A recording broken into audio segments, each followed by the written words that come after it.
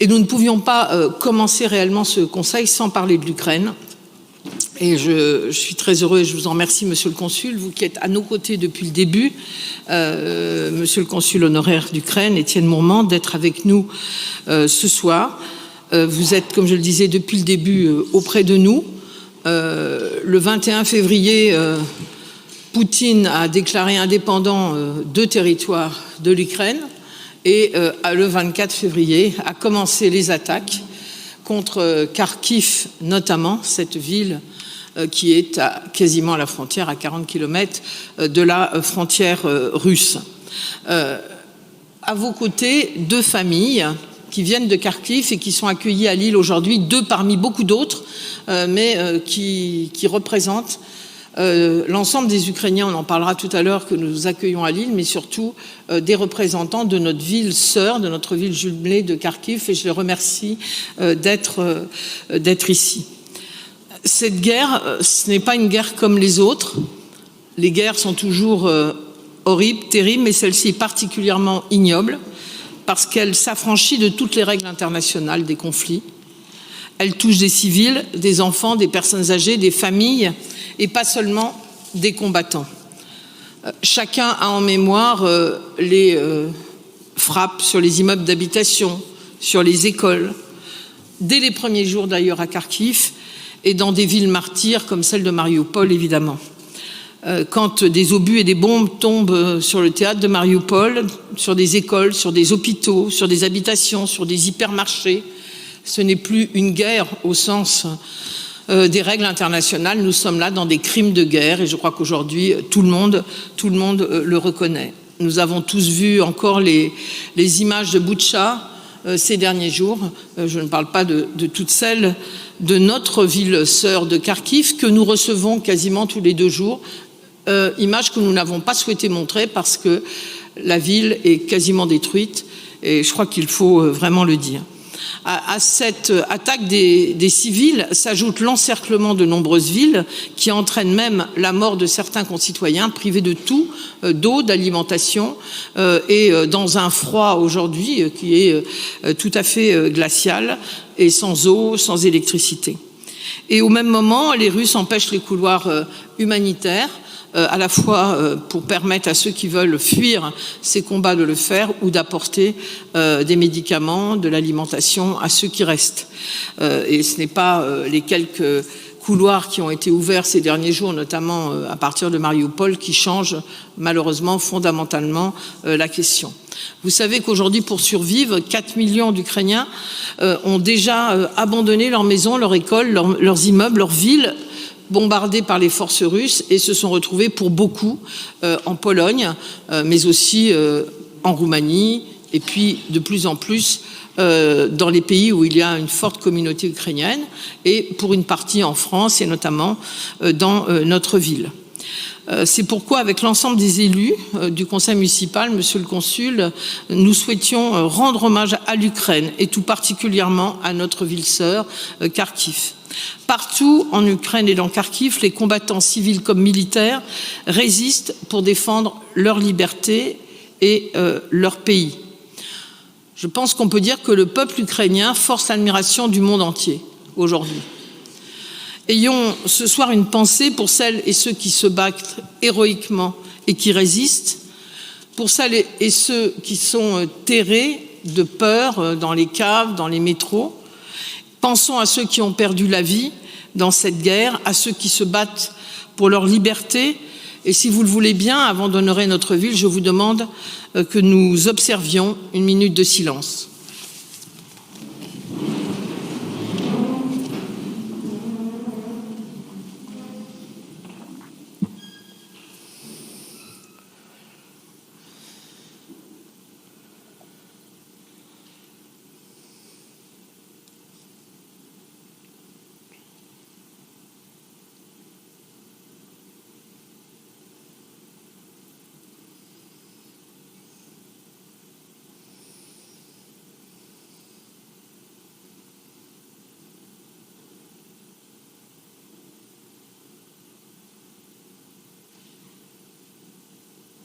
Je vous remercie. Je voudrais juste revenir quelques instants sur Kharkiv, qui est donc la deuxième ville d'Ukraine avec 1 500 000 habitants à 40 km de la frontière russe, au confluent de 3 rivières, qui a été russe pendant des siècles sous les stars, qui a été la capitale de l'Ukraine soviétique de 1917 à 1934. Et qui a payé, et c'est cela que je voudrais dire, déjà un très très lourd tribut à l'Allemagne nazie, avec 4 batailles meurtrières, des centaines de milliers de morts et une population qui a été divisée par 4. Je crois qu'il faut rappeler ça. Certains habitants les plus âgés d'Odessa récemment s'exprimaient pour dire « je revis ce que je n'aurais jamais cru pouvoir revivre un jour ». C'est ce qui est arrivé pendant la période nazie. Nous le retrouvons là dans les pratiques et peut-être aujourd'hui avec des moyens encore plus forts, encore plus modernes et encore plus destructeurs. Comme je le disais, ce fut l'une des premières villes attaquées par les Russes au vu de sa proximité de la frontière russe.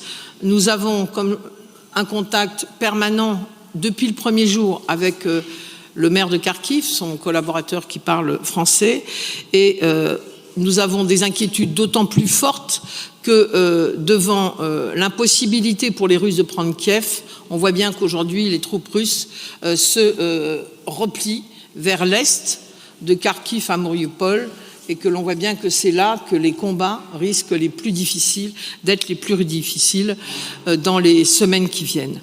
Ce matin, à la gare de Kramatorsk, dans le Donbass, il y a eu une bombe au moment où la gare était pleine, 35 morts, plus de 100 blessés graves. Voilà ce qu'est capable de faire aujourd'hui la Russie sous Poutine, et on comprend bien qu'il s'agit de crimes de guerre.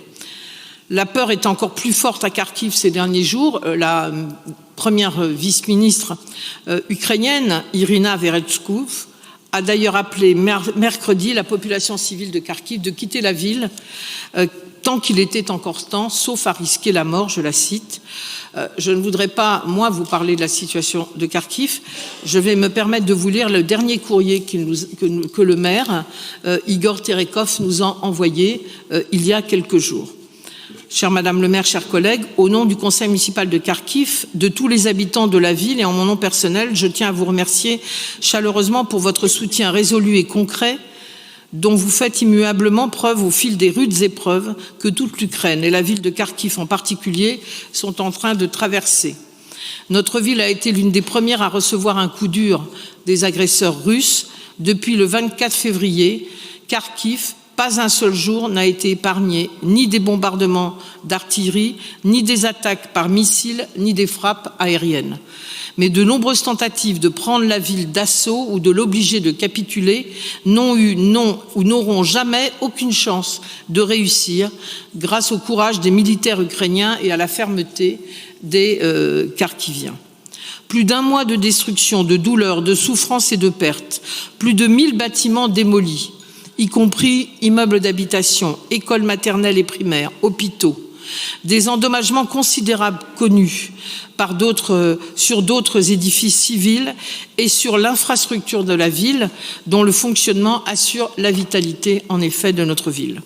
Plus d'1 mois de détermination, d'abnégation, d'espoir et de certitude, c'est grâce à ces qualités que les services communaux de Kharkiv continuent, même sous les bombardements, à faire l'incroyable en assurant autant qu'elle peut l'assurance médicale ou l'approvisionnement en gaz et en eau et en effectuant des travaux de réfection. En ce moment tellement difficile, nous sommes extrêmement sensibles au soutien de la part de nombreux partenaires amis à l'étranger qui nous inspirent non seulement à défendre notre ville, mais aussi à la reconstruire et à la rénover après la cessation des actions de combat. Entre parenthèses, c'est un sujet sur lequel nous allons travailler avec d'autres villes. Et je reprends la lecture de la lettre. Incontestablement, la solidarité, le soutien de la part de la belle ville de Lille, l'une des premières villes sœurs de Kharkiv, avec lequel nous sommes liés par des décennies d'une interaction constructive, revêt une importance exceptionnelle. C'est donc avec une grande émotion et une inspiration particulière que les Kharkiviens ont perçu votre initiative sans précédent de voir la ville de Kharkiv comme citoyenne d'honneur de Lille. Je peux vous dire avec certitude que Kharkiv et ses habitants seront dignes de ce haut statut. L'Europe est notre maison commune et la liberté, l'indépendance, la démocratie, le respect réciproque, l'intercompréhension et la volonté de vivre ensemble sont nos valeurs communes. En saisissant cette occasion, je vous prie de bien vouloir transmettre les amitiés et la gratitude de la part des Kharkiviens aux élus municipaux de Lille et à tous les habitants de la ville de Lille. Voilà le courrier d'Igor Terekov, et je crois qu'en accordant, c'est la première fois que nous le faisons à Lille, à une ville, le titre de citoyenne d'honneur à Kharkiv, nous honorons à la fois le combat que mènent ses habitants, militaires ou civils, contre les Russes, mais nous leur accordons aussi notre soutien.